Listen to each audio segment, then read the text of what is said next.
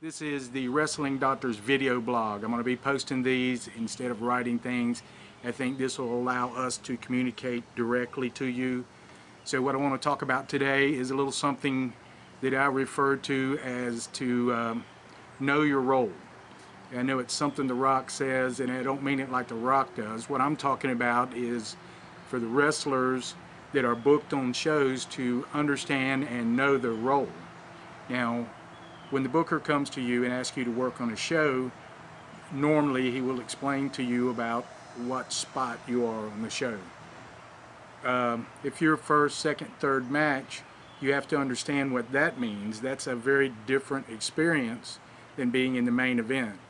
So I've heard guys talking and saying, oh man, I want to tear the house down. You know, you're in the second match.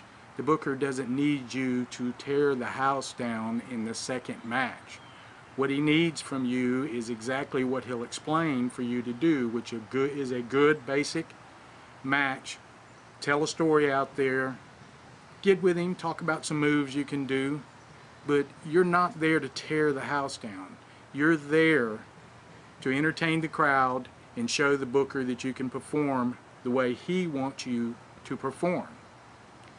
Now, that doesn't mean don't give it 100%. That means absolutely give it 100%, but understand he's not asking you for a spot fest at the second match.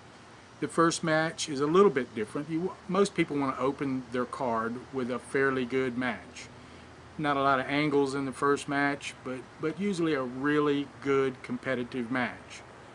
Second, third match, you know, this match is something that the booker will use to further along, keep the wrestlers in the fans' eyes and keep them along.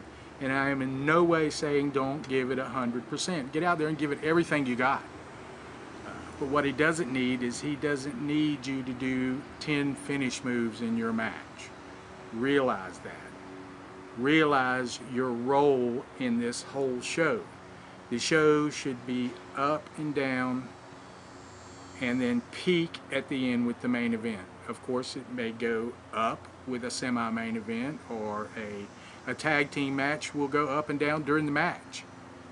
But what we need from some of the younger guys is to understand when you're booked and you're not a feature performer, someone that is going after a championship or someone that is participating in angle during the show, what they need from you is good basic wrestling and an eagerness to show the booker that you will do what he is asking you to do. He will then gain confidence in you and recognize your ability and your cooperation with what he's trying to do. Now, a lot of people think they can be bookers. You know, I think I've worked with quite a few wrestlers in my time, in my 31 years, and I don't think I've ever worked with somebody that didn't think they could be a booker. Being a booker is the hardest thing to do in wrestling. Yes, I really do mean that it's harder than actually getting in the ring and performing. That is extremely hard to show your athletic ability, tell a story, but being a booker and put together a complete show and have that entertain the fans that are there is not an easy thing. It's not something you go in on the night of the show and go, okay, who's here? Well, Bob, you work Tom. Sally, you're going against Debbie over. It's not all about that. If your booker is doing that, then most likely you're running a small show, and you're not gonna put people in seats. Now, you also have a problem, in my opinion, of people that start shows and become bookers, and they're also the champions. You know, I keep going back to something I was reading, and it was Kevin Sullivan talking about when he was working Dusty Rhodes in Florida Championship Wrestling, and he said it was a great experience, and they had great angles, and it was wonderful. But as Dusty got more and more popular and became headlining, that some of the other matches were not quite followed through on. That Dusty began concentrating on his own. Now, we're talking about some great wrestlers, Dusty Rhodes, Kevin Sullivan. If it can happen to them, it can certainly happen on the independent circuit. I have watched numerous shows where the owner of the company is the booker and the champion, and I've looked at the shows and I've seen there might be 3 or 4 guys on that card that are better wrestlers than him, but the booker starts to rely on himself because he feels like he cannot rely on the other guys to get his vision of what's going to happen across.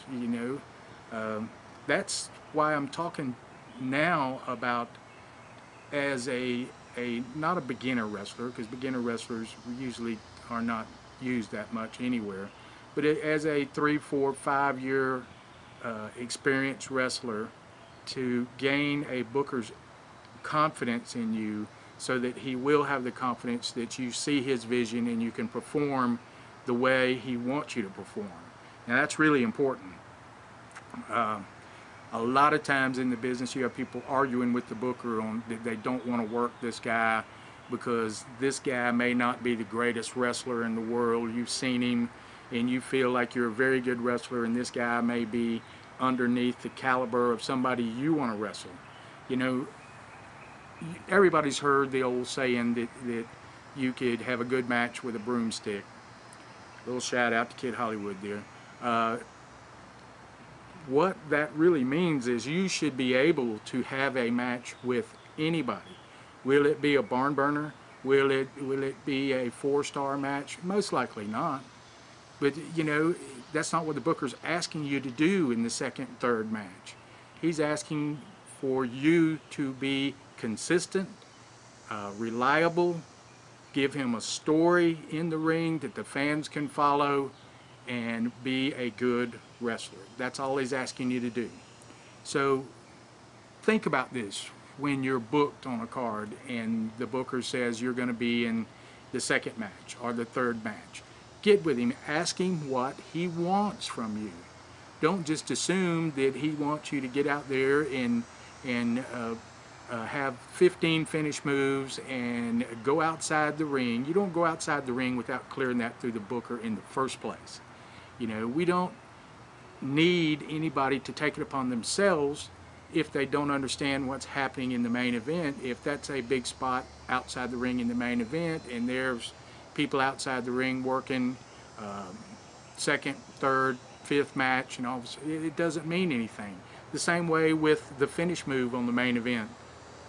If you don't know what that is and you get in there and you perform the same spot in the second match of the show, that takes away from the main event.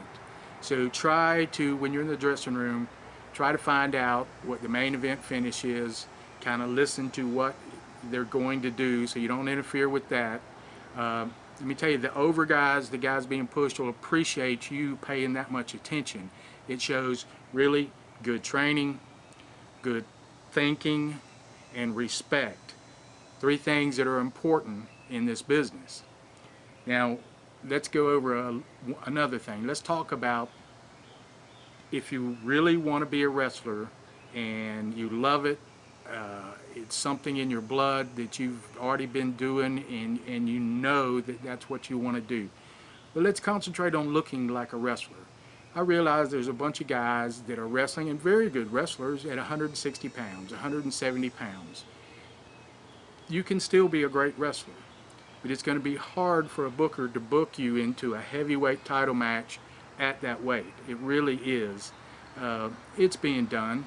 I see it all over being done. WWE has some light guys. Daniel Bryan and CM Punk are not big heavyweights, yet they're in the heavyweight title match. But these guys can work. These guys can work circles around people. So they're getting over. I'm not saying that you cannot make it in the business. I'm just saying it would be good to join a gym, work out, get in shape, put on a little weight, increase your agility. Your stamina in the ring is very important. Even though you've been wrestling 4 and 5 years, dropping a little weight and increasing stamina is very important. It'll also be noticed. You don't understand when they see a guy come in and say you weigh, let's say you're 5'9" and you weigh 220 pounds, and out of the 220 you're probably holding 15-20 pounds of fat that's on there. When they see you guys start working out and dropping that becomes noticeable. The booker will notice you working. It's a way to show your seriousness about the business.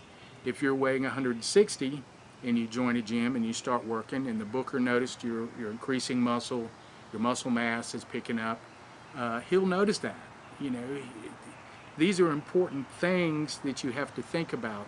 I've always talked to other wrestlers when I've been on seminars and stuff, is, you know, the wrestling in the ring is really only about half of it, 50% of it, because the other 50% is your wrestling intelligence, is actually what you have learned and how you think about the business. I've talked to a lot of wrestlers who watch wrestling and listen to them talk about it, and they sound like fans. You know, when you become a wrestler, you always look at wrestling different. You know, one of the first things that I think my trainer started way back in ancient times was he gave us pads and he said, okay, watch this match and write down, you're working as a baby, write down every move that baby does. And then one of the heels would be over there, he gave him a pad and say, okay, watch this match and write down every move that heel does. You know, and we did it, and he said, okay, why do you think they did those moves at that time? You know, and we talked. We actually, it was very close to a class, which is what you really need to do in wrestling, is do your homework and approach it as if you were going to wrestling college and you were trying to get more intelligent about the business. Why the guys do the moves at the time they do. Why certain matches go on where and when. Why certain finishes are good or bad. I talked to a manager the other day and he sent me a tape for me to review, and they had the baby being thrown outside the ring, and of course the heel got the referee's attention. The manager went over there and started choking the guy outside the ring. Of course the fans are screaming. You know, the heel's got the referee. There's 200 fans screaming their head off. The referee doesn't turn around. Okay, I can believe it for about 10 seconds, but it went on and it went on, and the people are just screaming, and the heel is grabbing the referee by the shirt. Number one, the referee should be counting 5 and breaking that. Let's be thinking about what the fans are thinking. They're all thinking, this referee's stupid. We're screaming our head off, and he's letting a heel hold him without being seen. That should be a quick 1, 2, 3, 4, 5, call the match. That's what would happen in any other sport. Wrestling's not different. And I told him, whether you choke this guy for 10 seconds or you choke him for 2 minutes, the fans are going to hate you the same. So you don't need to go 2 minutes. 10 seconds is enough, and then get out of there. That way the referee can get back to the action and he doesn't look stupid. So when you make a referee look stupid, you're going to make the whole match look stupid. And not only the whole match, you're going to make the fans start questioning the whole show. Think logically. Finishes. If you are involving the referee in a finish, don't make him look stupid. When you make the referees look bad, you make the whole show look bad. Think about what you're doing. Wrestling attire. I can remember my first wrestling boots that I bought, and I think everybody should have wrestling boots. You may not want a particular style, but you need boots in the ring. This gear of tennis shoes and shorts and stuff, you know, I really think that I understand people say times have changed. Well, you know, wrestling has been wrestling for a long, long time. And to actually look like a wrestler is important. So ring gear is something you really should think about picking up, and your gimmick needs to be thought about, you know. Let's talk about coming to the show. You know, what are you going to wear going to the show? Say you go to a show and you're going to get there early, and you come and you're wearing flip-flops, shorts, and a tank top. Now, if you do see fans, what do you think those fans think about you? Oh, he's cool, he's looking... No, they don't. Fans want to believe wrestlers are important, better people. They want to look at them and say, wow, it looks like he's got it made. He looks nice. He's wearing nice clothes. I understand the guy's traveling. You want to travel light, but it's good and smart to change before you go into the building. If the fans are out there can see you, change. Look like a wrestler. Basically, that's what I'm saying. Look like a professional wrestler. The key word is professional. That includes your gear and your gimmick.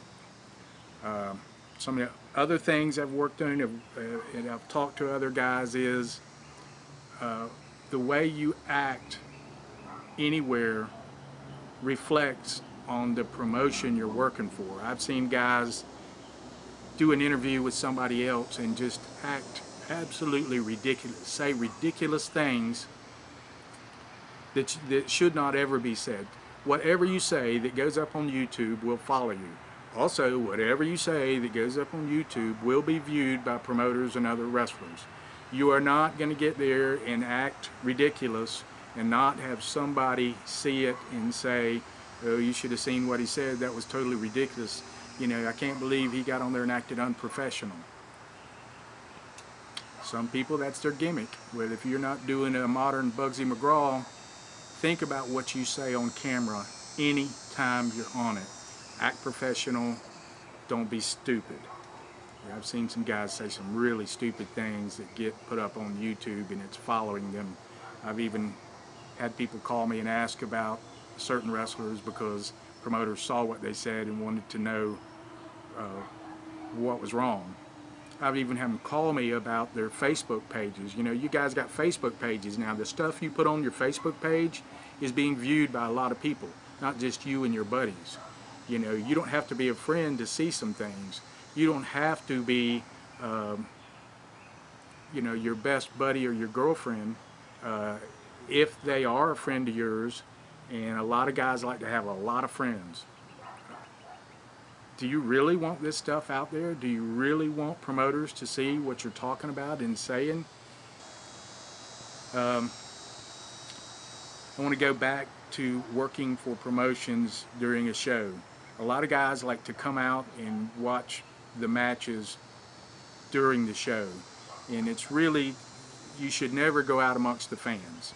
You know, number one, the fans look at you as a star and you're going to take away with the action in the ring because you're out there and they're going to want to look at you. The guys in the ring are working their butts off and you wouldn't want people to come out and take the attention away from your match. So be respectful of that. There's a reason why they call it the gorilla position, and all promoters is either going to be them or the booker will be in the gorilla position, which will be where the entrance is, to keep an eye on that. And if you want to get behind him and try to look, it's a good idea. It's a good idea to show the promoter, the booker, that you're interested and you're watching and you're learning. It's good to go up to one of the leaders in the locker room, to one of the veterans, and ask them to watch your match and give you tips and pointers. Don't think you know it all. You know, I talked to a couple of guys the other day who've been in the business not quite as long as me, but I'm out of the business, so they're still in. And they asked, you know, can you see anything that I'm doing? And yes, you get a little lax. When I said, you know, you back the guy in the corner and you're whipping him to the other corner, you're letting him go way too early. So it almost looks like he could stop before he gets there. So, you know, he said, oh, thanks, yeah, right, I'm probably getting a little lax. So he started hanging in there, whipping a lot harder. And it made a difference. And he appreciated me saying that. So just a few things I'm going to know your role. Know what you're supposed to be doing in the show, in your match. Think about what you say and what you do in the social network. Look like a wrestler. Work on looking like a wrestler. You're not going to change from 160 to 240 overnight. It takes a while, but work on it. You know, your career is not going to be a 3-year career and out. Hopefully you'll be there a long time. In 3 years, you're just beginning. If this helps you, I hope it really does. If you've got any comments, be sure and go to ProWrestlingExtra.com. Leave your comments. You can. It's got a spot in there where you can send an email to. Send your emails in. Let me know your opinion.